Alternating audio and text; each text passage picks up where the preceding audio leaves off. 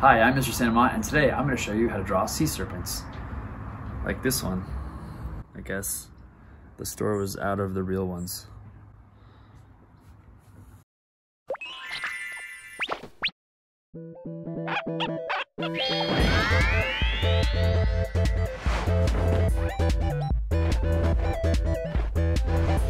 Oh, Chubbicorn.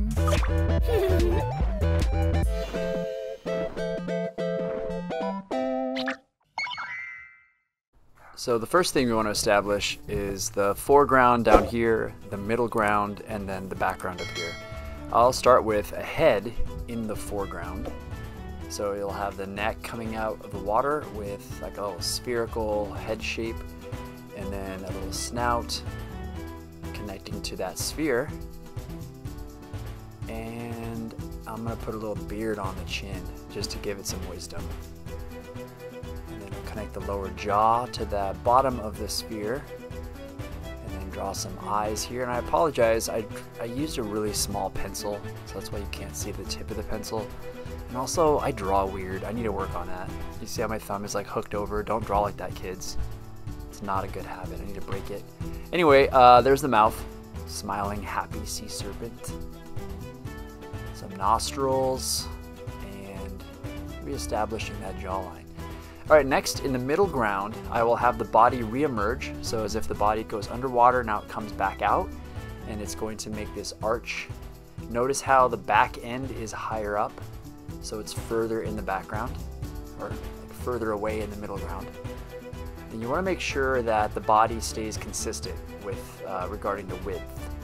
So now in the background area, I'll have the tail finally emerge from the water, so a little half oval. And then have a wavy tail coming out. And I'm gonna add like a funny shaped tail fin. It's not very efficient for quick travel, but it kind of matches the beard.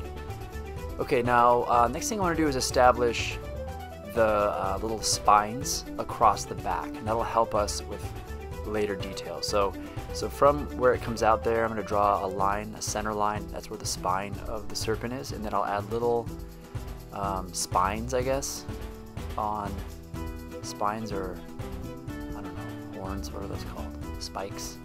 And then I'm going to add those on the back of the head as well, going down the neck, just for continuity. Okay, now for the belly scales. You see I'm drawing the lower left of that, the body, and then I'm crossing it over to the right side. So that is where the bottom of the serpent's body will be. And then for continuity, under the chin, we'll continue it there. And then we'll actually have the scales themselves, which are lateral. And notice how they disappear behind the main body. So if you need to rewind that to see how I did that again, I would encourage you to do so, because that's the part that my students struggle with the most, is that crossover of the belly scales. I'm adding the little ripples in the water, and the ripples are just representing, they're like little slivers of the shape of the body coming out, like quarter ovals. And then now for some clusters of scales. And then I will add some scales, maybe, oh yeah, I need to add some little spikes on the top of the head. And then a couple scales on the tail, again, just to make it look like it's the same animal. But of course, color also helps with that too. Alright, so at this point, I'm going to ink. I'm going to speed this up, just because you don't really need to see the process. It's just the same lines, it just looks a little more bold. But while I'm inking, I will read you some facts about sea serpents. So sea serpent symbolism, the Northwest Coast First Nation tribes believed that sea serpents represented protection, supernatural power, and revival, and they were depicted in their art, such as totem poles and other carvings. In China, the sea serpent represents power and nobility. In Norse myth, the sea serpent represents fate or destiny. And in ancient Egypt, the sea serpent represents chaos and darkness, and it was seen as responsible for earthquakes and floods. So the sea serpents are pretty global as far as their mythology, their appearance in various belief systems. Alright, so finishing up here, how much nicer it looks. I'm using a Kuretake brush pen. Now I'm going to slow it down to normal speed, and I'm going to draw another sea serpent. This one will be simple, but you know, derpy for the face, but I'm gonna have a little more complexity for the body, and you'll see as we draw this. So this one won't have a snout, it'll just be a head with a big mouth, and I'm gonna go ahead and draw that shape of the mouth and buck teeth just to make it look funny. And just like regular, just like several chins, regular eyes. But for the crest, the spikes coming off the head, I want to make it look a little more fish-like. So I'm having those like webbing between the spikes. And then of course the little throat line. Now this part in the middle ground is going to be coming out and doing like a little loop before it goes back underwater. So it just gives it a little more interest. So you can see how I do this. I'm kind of planning it out with my pencil where it's going to go, and then I'm trying to continue the body out the back. So it has this mid-air twist, almost like a roller coaster. So I'll do one more segment of the body coming out right there, going out and then back underwater, just like we did with the first sea serpent on the left.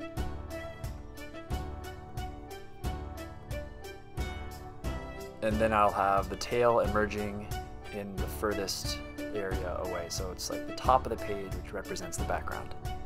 And this one should have a tail that matches the crest. So again, continuity is important when you're designing your sea serpent. Okay, now for the tricky part of establishing the belly scales. So you see how I drew that line, it curves and then goes under. So we're gonna see the total exposed belly as it's curling around. And then it's going to right itself when it finishes that curlicue shape. So the way I figure this out is one thing you could do is study snakes and how they twist around and when people hold them. If you have a pet snake, you know, not a bad idea to take pictures. But that's kind of how I learned how to do this. And then there's that second part where you can see the belly on the far section, and I'm going to go ahead and connect that with some more scales under the throat. Alright, so we're pretty much done with the main thing. I'm going to go ahead now, speed it up and ink it. And while I'm doing that, I guess I can read you another fact. So here's one. So ancient maps would sometimes depict sea serpents as a way to represent the unknown or dangerous waters of an area. So if there was an area that they hadn't explored yet, or that, you know, legend had that there were some dangers in those waters, then they would depict it by various monsters. As a kid, I always liked looking at those things on maps, just like imagining like what were they thinking, you know, when they designed those. And also, if you've ever seen illuminated manuscripts, that's another cool place to look up really weird imagination, you know, characters and things. By the way, I'm drawing some spikes. I added those just on pen right now. I didn't draw those in pencil because I thought, I forgot to, I guess. It's just good to have that, that continuation of design. But again, color would really help with those types of details, or to continue the body of the serpent. So if I had like 3 serpents coming out of the water, I would definitely want to have variations of style with whether it's scales, head, or bodies, and definitely have them continue with color. So I'd have a purple one, a red one, just like you see on the image of the title of this video. All right, adding some ripples in the water there, and just solidifying the final section before the tail, and again adding more of those little webbed spikes across the back. And notice that those spikes, they start and stop. They don't continue like the first sea serpent that we drew. So that's another, you know, possibility. You could also add limbs, I guess, like little, like maybe fins would be not a bad idea. Some ripples just to show some movement and, you know, the surface is coming out of. And finally, the tail. And then those little support lines with some ripples and some scales, just to continue that. Alright, so there we have it. 2 different sea serpents for you. I'm going to go ahead now and add a ship, just to show the scale. Now I sketched this ship out after I filmed this, and I thought, you know what, I'm just going to ink it for you guys. And this way, having a little ship or an island or some other thing adds a sense of scale which gives this otherwise derpy looking sea serpent a much more dangerous look. So even though he's silly looking, he could easily swallow this ship. And so it might be something to consider when drawing a monster, is to have buildings or some something to compare the size. Otherwise, if you're just drawing like a dinosaur with nothing around it, it could be small. So a little ship with little details here. And yeah, hopefully this sea serpent is nice and lets the ship pass. I mean, he's happy, he's smiling. Or maybe he's smiling because he found food, I don't know. So that's pretty much it. There's some ripples to show the direction of the ship, some wake. And thanks for watching.